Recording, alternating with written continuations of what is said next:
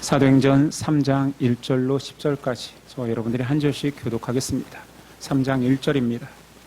제9시 기도 시간에 베드로와 요한이 성전에 올라갈새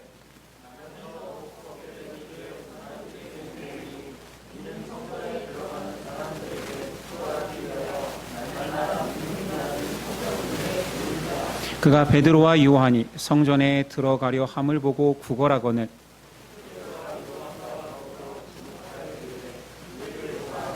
그가 그들에게서 무엇을 얻을까 하여 바라보거늘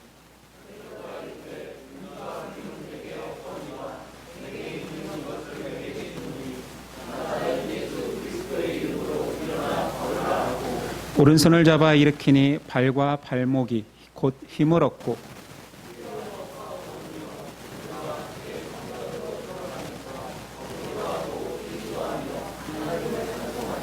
모든 백성이 그 걷는 것과 하나님을 찬송함을 보고 그가 본래 성전 미문에 앉아 구걸하던 사람인 줄 알고 그에게 일어난 일로 인하여 심히 놀랍게 여기며 놀라니라. 아멘. 오늘 말씀의 제목은 예수 이름으로 일어나 걸으라. 우리는 초대교회 성령 임재와 함께 예루살렘 교회가 세워지고 성장해 가는 과정을 보고 있습니다. 오늘은 예루살렘 성전 미문 앞에서 일어난 일입니다. 사도 중 베드로와 요한이 기도 시간에 맞춰 성전으로 향하다가 미문에서 한 안진뱅이를 만납니다. 성전으로 향한 이유는 기도하기 위함입니다. 유대인들은 모두 다 하루에 3번, 우리 시간으로 오전 9시, 정오 오후 3시에 기도하는 관습이 있었습니다. 베드로와 요한이 안진뱅이를 만난 시간은 성경에는 제9시라고 되어 있지만 마지막 기도 시간인 오후 3시였습니다.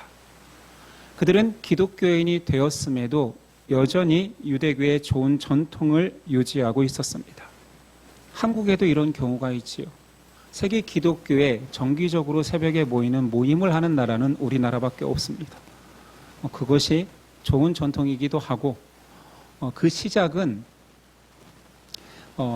1907년 평양 대부흥이라고 역사가들은 말합니다. 평양에 장대현 교회라고 있었고 그 교회에 길선주 장로님이 계셨습니다. 그분은 회심하기 전에 동학에서 유래된 천도교 신자였습니다. 그래서 천도교 신자일 때부터 새벽에 일어나 하늘을 향해 기도하던 버릇이 장로가 되어서도 교회에 그렇게 접목시켰고 평양 대부흥의 시작을 그 장대현 교회에서 알렸습니다. 이 좋은 전통이 타 종교였지만 개종한 이후에도 한국 교회의 전통이 되었지요. 성도들에게는 은혜의 시간이고 많은 사역자에게는 고난의 시간이. 물론 안 그런 분이 태반이겠지만요. 성령 임재는 앞에서도 이야기했지만 사람을 완벽하게 바꾸는 시점이 아닙니다. 새로 태어나는 시점 신앙생활의 시작일 뿐이라고 했죠. 당시 사도들은 성령 임재를 경험하였기에 많은 능력을 행할 수 있었지만 그들이 몸이 하나였기 때문에 그 능력으로 교회 초대교회의 모든 일을 다 능히 할 수는 없었습니다. 3,000명의 회심자가 있었기에 교회를 곳곳에 세우는 일, 공동체를 세우는 일이 보통 일이 아니었을 것입니다.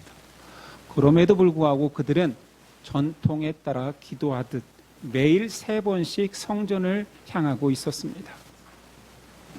정기적인 기도가 사실은 예수님이 가르쳐준 경건생활의 기준이었습니다. 예수님 또한 새벽 미명에 기도했다라는 기록이 자주 등장하지요. 예수님은 사역하는 동안 기도를 굉장히 강조했지요.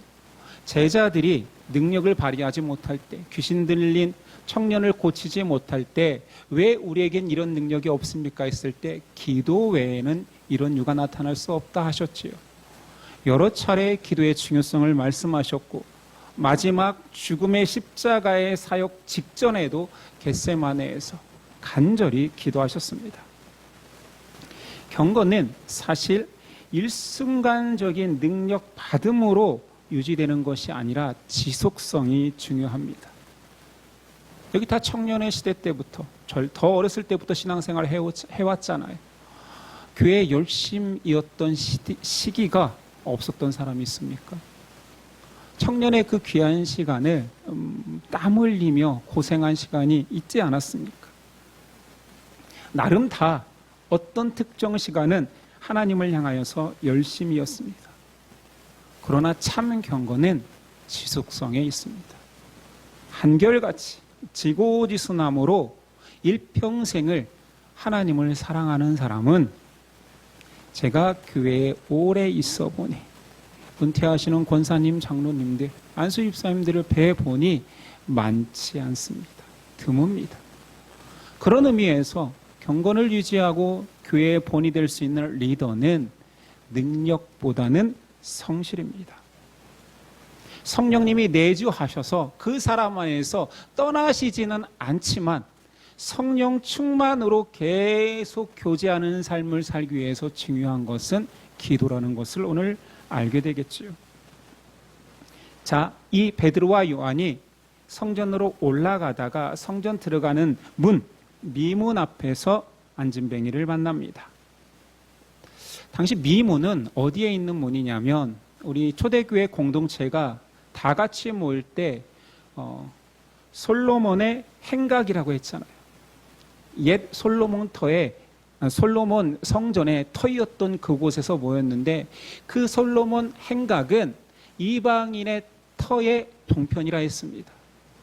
그 터에서 건물로 지어진 성전 벽을 관통하면 여인의 뜰이 있는데 그 여인의 뜰 들어가는 가장 가까운 문이 미문입니다. 한자 아름다울 미를 써서 번역하여 미문입니다. 이 문이 얼마나 화려하고 아름다운지 이름조차 미문이었던 거예요. 역사가 요세푸스의 기록을 제가 한번 읽어보겠습니다. 미문은 아름다울 뿐만 아니라 높이가 23m에 이를 만큼 거대하고 황동으로 만들어졌으며 은으로 덮여진 이중문으로 웅장하고 장엄하다라고 묘사되어 있습니다. 가장 아름다운 문 앞에서 날 때부터 아름답다고 할 수 없는 비천한 상황에 처인 안진뱅이가 있습니다. 베드로와 요한은 기도하기 위해서 성전 미문을 통과하고 있고 이 안진뱅이는 구걸하기 위해 성전 미문에 있다가 세 사람이겠죠. 만났습니다. 이게 얼마나 극적인 만남입니까? 어찌 보면 수많은 사람들이 미문을 통과하기 때문에 극적이다 할 수 없습니다. 제가 이것을 극적이라 보는 이유는 그 장소가 성전 미문이기 때문입니다. 한 그룹은 기도하기 위해서 하나님께 구하기 위해서 미문을 통과하고 있고 한 사람은 사람에게 구걸하기 위해서 그 미문에 앉아 있습니다. 결정적 차이가 보이시지요? 베드로와 요한은 성령 충만하여서 하나님께 자비와 은혜를 구하기 위해서 성전에 들어가고 있다면 오늘 안진뱅이는 사람에게 동정을 구하기 위해서 미문에 앉아 있습니다. 이 안진뱅이의 모습은 안타깝게도 현대 신앙인의 모습에서도 많이 등장합니다. 교회를 오는 이유가 나의 주인, 나의 창조주, 그분을 만나기 위해서 온다기보다 사람에게서 무언가를 구하기 위해서 오는 자들이 있습니다. 아니, 하나님을 만날 수 있는 물론 하나님은 편지하시기에 모든 곳에서 만날 수 있지만 공동체적으로 만나고 대표성을 띠는 그 어떤 장소조차도 교회조차도 하나님을 만나기 위한 장소로 쓰지 아니하고 사람을 의지하고 사람에게 도움을 구하고 자기 만족을 위한 장소로 삼는 자가 있다는 거지요. 이 자체만으로 굉장히 비참합니다. 수많은 장소에 사람에게 동정을 구할 수 있습니다. 자기 유익을 구할 수 있습니다. 그런데 교회에서조차 사람에게 동정을 구하는 그 사람 얼마나 비참합니까? 오늘 안진뱅이는 그 비참한 그 자신의 상황을 오랫동안, 태어날 때부터 안진뱅이였기 때문에 오랫동안 해와서 익숙해졌는지 어쩐지 모르지만 그 비참함을 거부하지 못합니다. 하루하루를 연명할 물질을 구하고 있습니다. 많은 기독교인들이 생명의 복음 앞에서조차 내 하루 구걸하는 삶을 살아갑니다. 물론 여기 있는 분은 아닐 가능성이 크겠지만, 아니, 우리도 어느 시점에는 그런 때가 있을 수도 있습니다. 성전에 나아가는 이유가 사람에게 인정받고 사람에게 동정을 구하는, 오늘 나의 인생에 조금이라도 도움이 될 만한 물질을 구하는 안진뱅이처럼 성전을 찾는 자들도 있다라는 거지.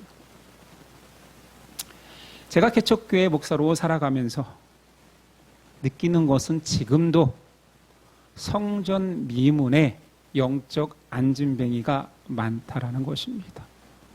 계속 접하게 됩니다. 한 정장을 입은 노인분이 저희 교회를 찾았습니다. 주일 오후 시간이었으니 기억나는 사람도 있겠지. 이야기를 들어보니 안양에서 대구로 이사 오면 이 안양 근교에서 단일 교회를 찾다 여기까지 들어왔는데 길을 잃었대요. 이 정도면 치매 아닙니까? 그러면 아파트를 찾아가면 되는데 길을 잃었는데 대구로 가셔야 되기 때문에 차비를 달라는 이야기였습니다. 앉아서 간식을 내어드리고 차를 마시면서 교회에는 이런 의자가 아니라 장의자가 있어야 된다, 여러 가지 조언을 해주셨습니다.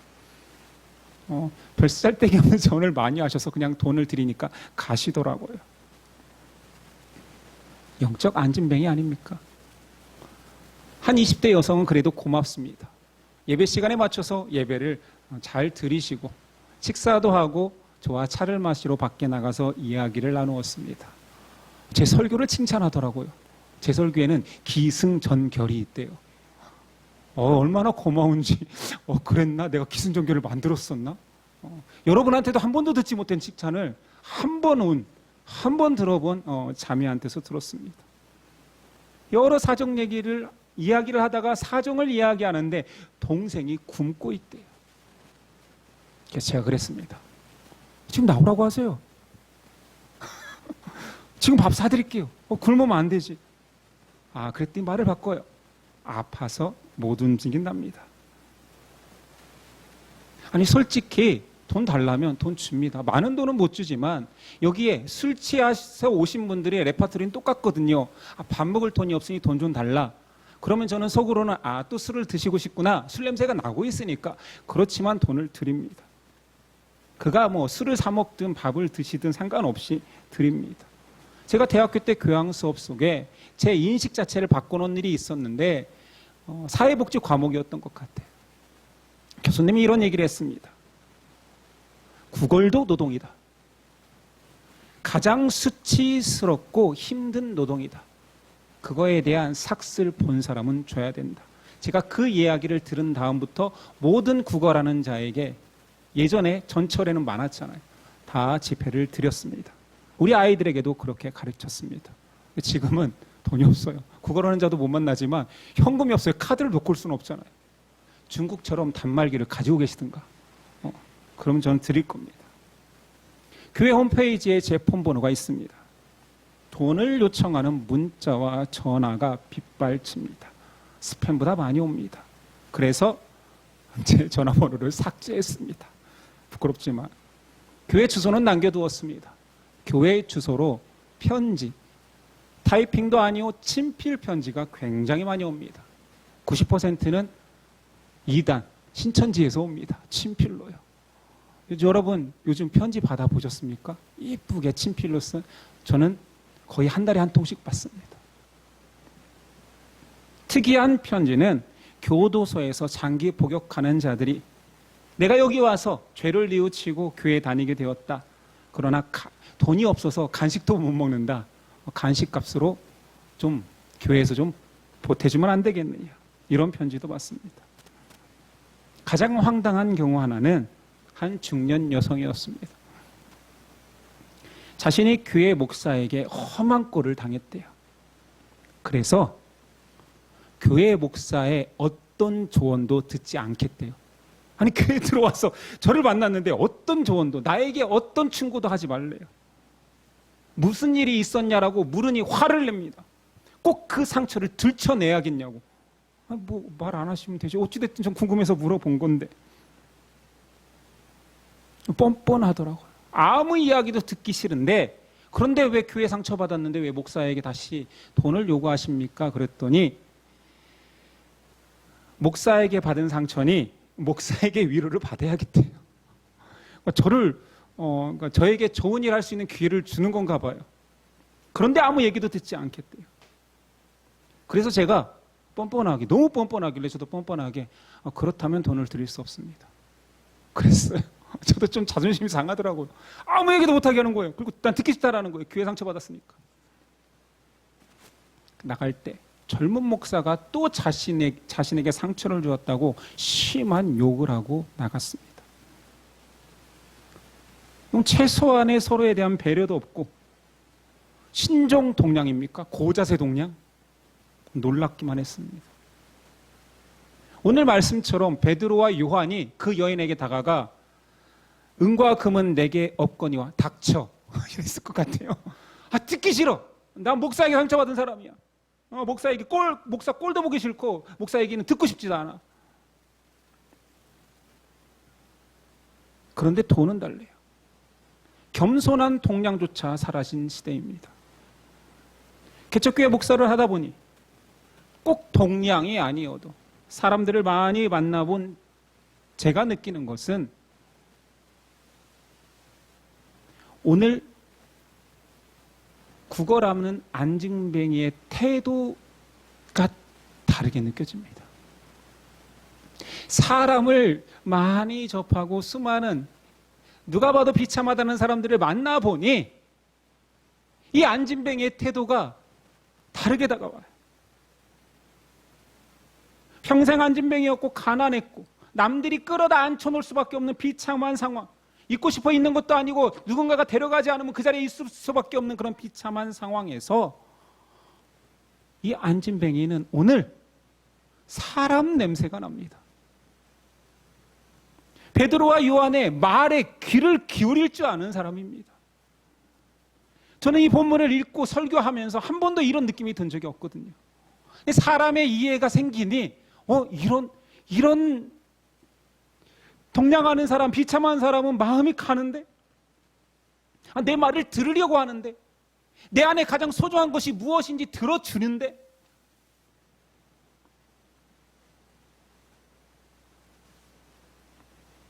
누가 봐도 가난하고 비참한 그가 예수 복음의 말씀에 귀 기울입니다.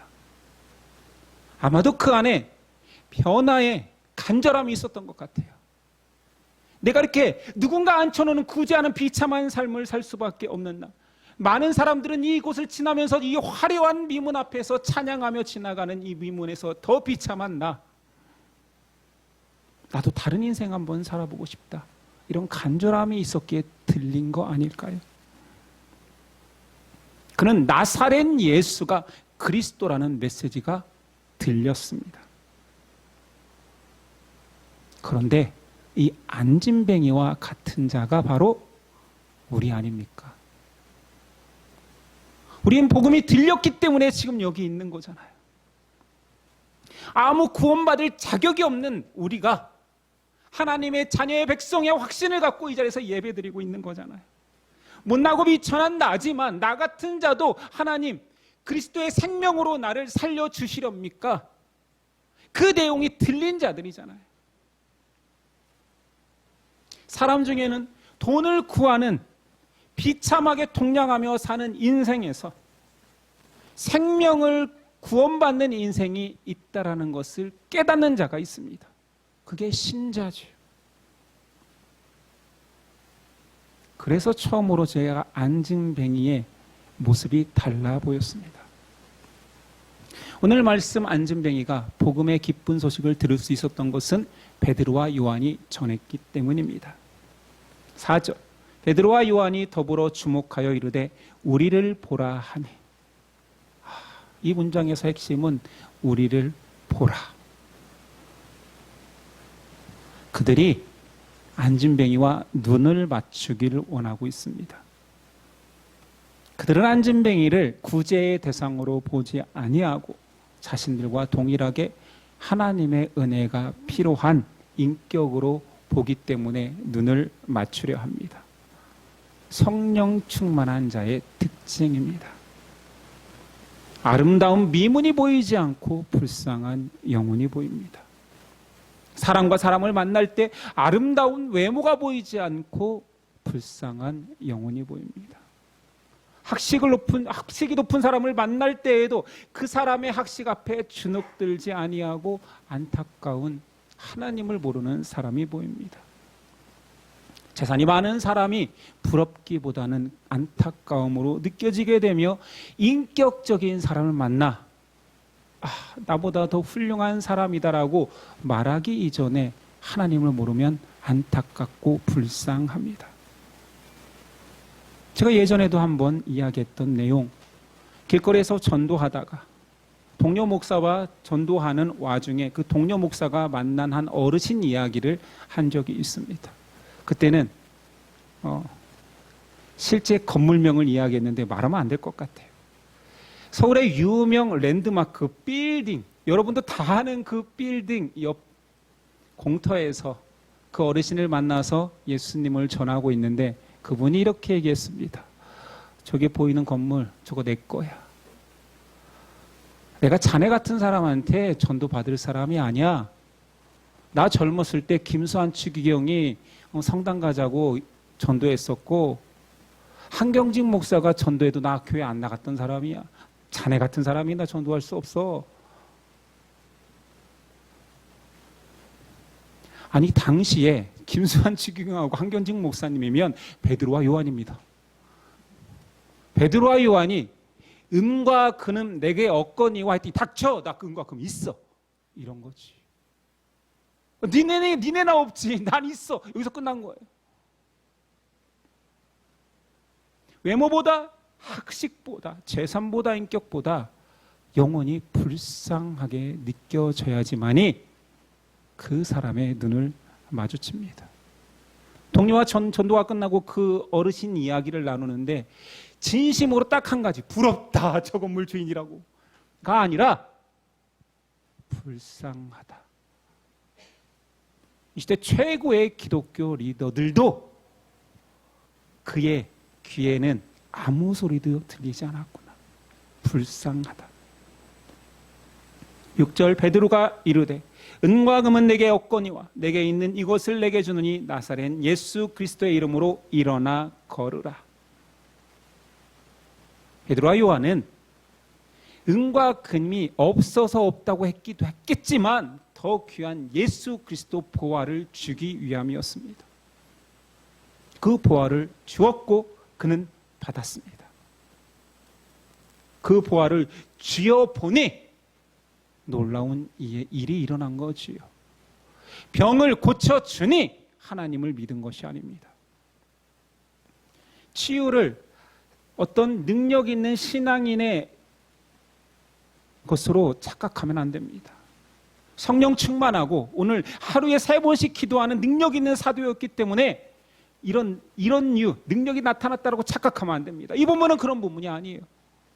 물론 하나님의 좋은 도구로 사용된 것은 맞습니다. 하지만 능력 자체가 사도들의 능력이 아니라 하나님이 하신 일이지요. 그 안진뱅이를 향한 하나님의 뜻이 있기 때문에 사도들을 통하여서 하나님이 일하신 것입니다. 예수 복음에는 능력이 있습니다. 많은 사람들을 살리고 많은 사람들의 인생 자체를 변화시킵니다.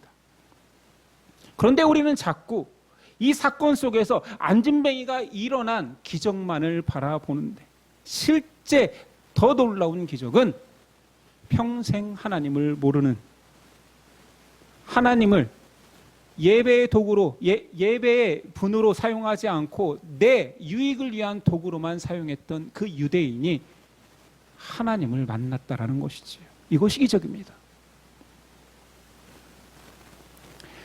사도들의 고백은, 선포는 지금도 계속되고 있습니다. 말씀 속에서 전도자를 통하여서, 설교를 통하여서 음과 근음 내게 얻거니와 나사렛 예수 그리스도의 이름으로 일어나 걸으라 선포되고 있습니다. 그런데 여전히 많은 신앙인들은 구걸하고 있습니다. 무기력한 안진뱅이의 삶을 추구합니다. 이 안진뱅이에게 금, 은 조금 더해지는 것이 무엇을 바꿀 수 있단 말입니까? 그런데도 돈으로 연명하려 합니다. 동정을 주워 먹고 살고 있습니다. 보아이신 예수 그리스도를 끌어안고 내가 보아로서 변화된 삶을 꿈꾸기보다 자꾸 연명하는 삶을 꿈꾸지요. 보아를 만나면 이렇게 되는데요. 8절. 뛰어서서 걸으며 그들과 함께 성전으로 들어가면서 걷기도 하고 뛰기도 하며 하나님을 찬송하니. 비참한 인생이 하나님을 기뻐 노래하는 인생으로 바뀝니다. 이제 안진뱅이에게 미문은 다른 어떤 누구보다 아름다운 미문으로 남을 것입니다. 자신에게 기적의 장소요, 자기에게 생명의 장소며 심지어 자신을 통해서 구약 예언이 성취되는 장소입니다. 이사야가 예언했죠. 35장 6절. 그때 저는 자는 사슴같이 뛸 것이며 말 못하는 자는 혀는 노래하리니 이는 광야에서 물이 솟겠고 사망에서 시내가 흐를 것임이라. 믿음은 어떤 비참한 장소도 환희의 장소로 바꿉니다. 90절. 모든 백성이 그 걷는 것과 하나님을 찬송함을 보고 그가 본래 성전 미문에 앉아 구걸하던 사람인 줄 알고 그에게 일어난 일로 인하여 심히 놀랍게 여기며 놀라니라. 전도가 무엇입니까? 예수를 주라 고백하는 선포도 중요하지만 전도의 핵심은 삶의 변화입니다. 내가 변화된 삶을 내 주변이 알게 되는 것, 그게 전도입니다. 오늘 한 안진뱅이가 일어나니 주변 사람들이 놀라고 또 놀랄 것이다. 아니, 저 사람이 왜 갑자기 감사하는 사람이 됐지? 불평하던 입술이 사라지고 왜 이렇게 흥얼거리고 기뻐하지? 계속 궁금케 하는 게 그게 전도예요. 너는 왜 항상 웃니? 너는 이렇게 감사하니? 이거 불평한 상황인데 너는 괜찮아? 그런 변화되는 삶에 궁금증을 일으키는 것이 진정한 전도겠지요. 그러니 신앙인들은 당연히 복음으로 변화될 수밖에 없고 그 변화된 삶은 주변이 인식합니다. 또 변했다라는 말을 듣게 되지요. 놀라기까지 합니다. 그런데 현대 크리스찬들이 정말 세상을 놀래키기는 해요. 반대로 놀래킵니다. 이 이야기 또한 여러분이 들었을 텐데 제가 군대에게 죄송합니다. 가장 악독한 고참, 중간고참 중에 하나, 별명으로 불리던 독사가 있었습니다. 고참들은 독사라고 불렀어요. 쫄병이 독사라고 할 수는 없죠. 물론 화장실에서는 하죠. 그 독사 오늘 너무 이렇게. 심지어 그 독사가 이름이 제가 알지만 언급할 수 없으니 어느 날 침상에서 성경책을 읽고 있더라고요. 깜짝 놀랐습니다.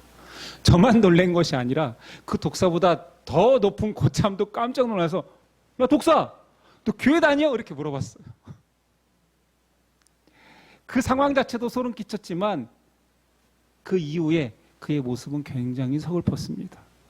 그가 쑥스럽게 웃으면서 교회 다닌다는 말을 안 했습니다. 제가 그것을 청소하면서 보고 있었거든요. 그는 결국 또 다른 신병을 교육한다는 하에 폭력을 행사하다가 그 신병이 천변회 때 부모를 보자마자 우는 그 신병의 화가 난 부모가 차로 부대 담벼락을 받아서 부셔버렸어요. 대단한 부모죠.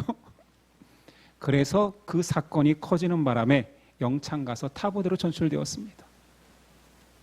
바라옵기는 독사야 잘 있니? 지금도 꼭 교회 다니길 바래. 영상편지를 보내는 건가요? 참 안타깝습니다. 아니, 복음의 보화를 가진 자가 기쁨으로 변화된 삶으로 오늘 본문처럼 사람들을 놀래켜야 되는데, 너도 교회 다녀? 네가 교회 다닌다고? 심지어 네가 집사야? 이런 말을 들어서는 안 되겠지. 오늘 베드로와 요한이 음과 근이 내게 없다라는 말은 단순히 돈이 없다라는 말이 아니겠지요. 이것보다 더 귀한 게 있다. 우리에겐 나사렛 예수가 그리스도다, 메시아라는 기쁜 소식이 있다. 베드로는 실제로 정말 이게 보화 같고 은근 같아서 서신서에 기록합니다. 베드로전서 1장 7절. 너희의 믿음의 확실함은 불로 연단하여도 없어질 금보다 더 귀하여 예수 그리스도께서 나타나실 때에 칭찬과 영광과 존귀를 얻게 할 것이니라. 베드로의 고백입니다. 금은 없어지잖아. 이건 없어지지 않고 더 놀라운 가치로 우리에게 다가와. 이 보석을 지닌 자에게는 칭찬과 영광과 존귀를 얻게 된단다. 세상의 보화는 영원할 수 없지만 그리스도의 보화는 영원한 가치를 지닙니다. 우리 다 아는 사실이잖아요. 자, 그렇다면 그리스도 보화를 가진 자는 세상 어떤 자들보다 부자로 살아야 됩니다. 진실로 부자거든요. 믿음을 가진 자가 믿음을 가졌으니 교회 다니기 시작했으니 형편이 나아질 거야, 복 받을게요, 이런 가짜 복음에 현혹돼서는 안 됩니다. 뭘 더 좋아지기를 바랍니까? 열심히 살면 좋아지겠지요.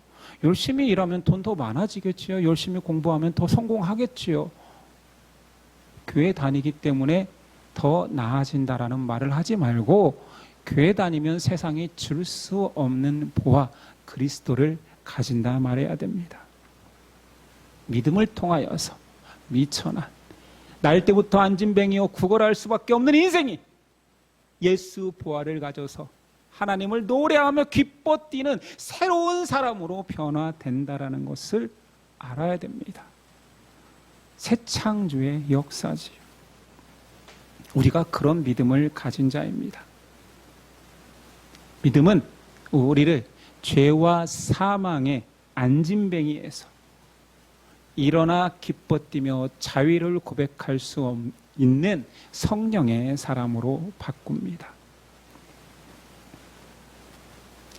여러분, 교회에서 하나님에게서조차 동냥하지 마십시오. 구걸하지 마십시오. 그거 있어도 그만 없어도 그만 아닙니까?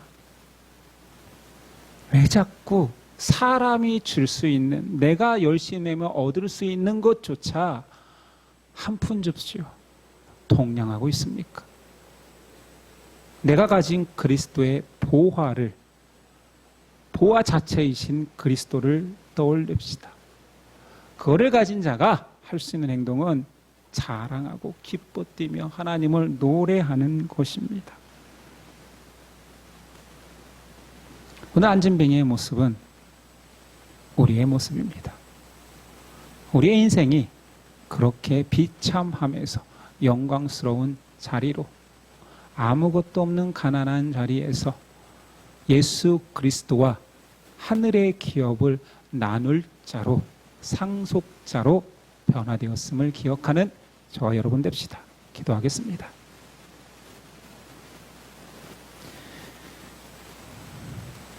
주님, 진짜입니까? 진짜 우리와 하늘 기업을 나눈단 말입니까? 부활의 첫 열매가 되신 그리스도께서 우리 하늘 아버지의 맏아들로 여김받는 예수님께서 우리를 형제 자매로 함께 기업을 물을 자로 그 보석을, 그 보화를 정말 예수님 우리에게 주셨습니까? 우리가 믿음으로 허락받은 자임을 고백하오니 그 정체성을 망각하지 않게 하옵소서. 우리에게 손 내미는 자 기꺼이 돈 줄 수 있습니다. 그러나 우리 안에 더 귀한 예수 보화도 함께 해주는 우리 되게 하옵소서. 거저 받았으니 거저 나누는 우리 되게 하옵소서. 우리를 미천한 자에서 영광의 형제 자매로 이끌어주신 예수 그리스도의 이름으로 기도드립니다. 아멘.